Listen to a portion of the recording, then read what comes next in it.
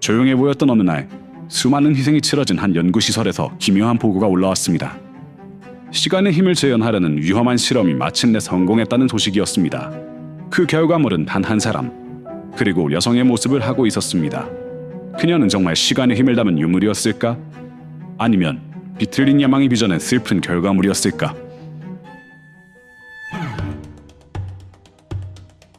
사건의 전말은 이렇습니다.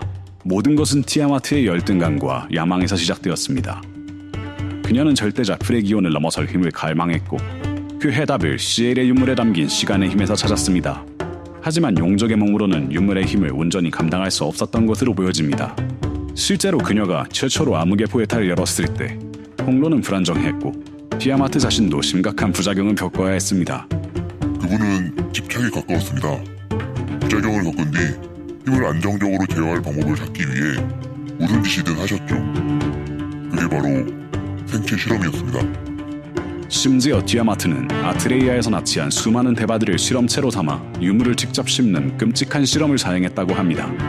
실험은 끝없이 실패를 거듭했고 이름 모를 대바들의 희생만이 쌓여간 듯했습니다.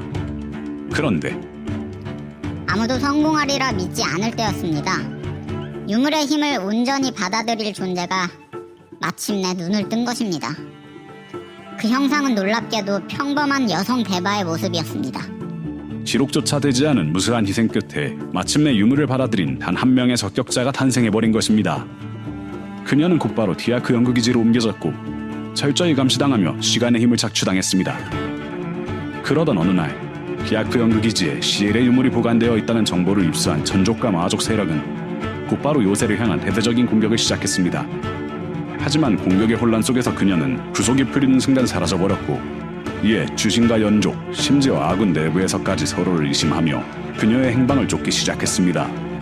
그들에게 이 사건은 단순한 유물 실종 사건이 아니었습니다. 아트레이아의 운명을 뒤흔들 힘의 주임이 사라진 것입니다. 우리는 이 사건을 다시 들여다보기로 했습니다. 먼저 실험을 주도한 세력과 그 동기는 무엇이었을까? 어렵게 접촉한 당시 관계자들은 모두 한 명을 지목했습니다. 명령은 티아마트에게서 내려왔습니다. 그녀는 시간의 힘으로 다른 용제들마저 발알에 두려 했습니다. 모든 실험은 폐쇄된 티아크 연구기지에서 비밀리에 진행되었죠.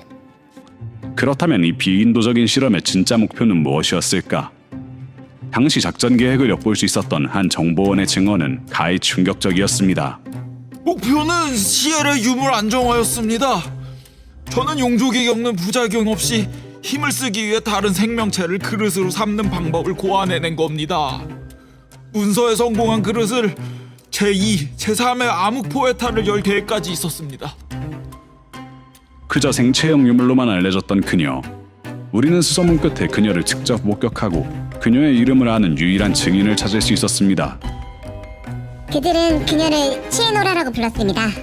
그녀는 수많은 희생자 중 유일한 성공사례였습니다. 단순한 실험체가 아닌 비극의 역사를 온몸으로 증명하는 생체형 시엘의 유물이었습니다.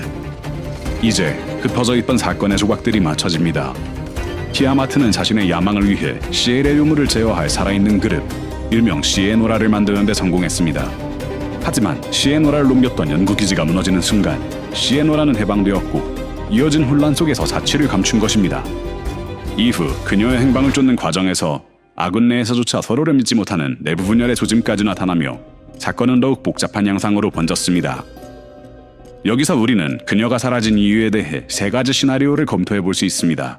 첫 번째로 자발적 이탈설입니다.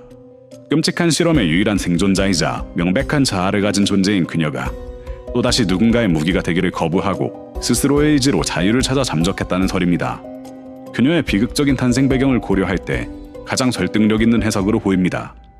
두 번째로 단순 에너지설입니다.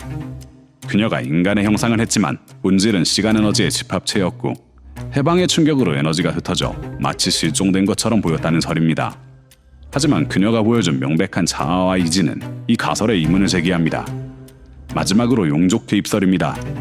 혼란을 틈타 티아마트 측 용족이 그녀를 다시 확보해 빼돌렸다는 시나리오입니다. 하지만 증언상 그녀가 사라진 직후 여러 세력이 동시에 추적했다는 점을 고려하면 특정 세력이 재탈취에 성공했다고 보기는 어렵습니다. 우리는 멈춰버린 그날의 시간으로 돌아가 사건의 톱니바퀴가 어떻게 맞물려 돌아가기 시작했는지 재구성했습니다.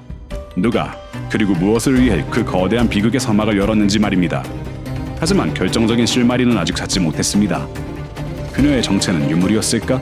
인물이었을까? 아니면 그 둘 모두였을까? 한 가지 분명한 것은 그녀는 누군가의 야망으로 태어났지만 마지막 선택은 스스로 내렸을지 모른다는 사실입니다. 그 진실은 아직 시간의 저편에 남아 있습니다. 우리는 그녀의 행방을 계속 추적하고 있습니다. 시엘의 유물 실종 사건에 대한 추가적인 제보를 기다립니다.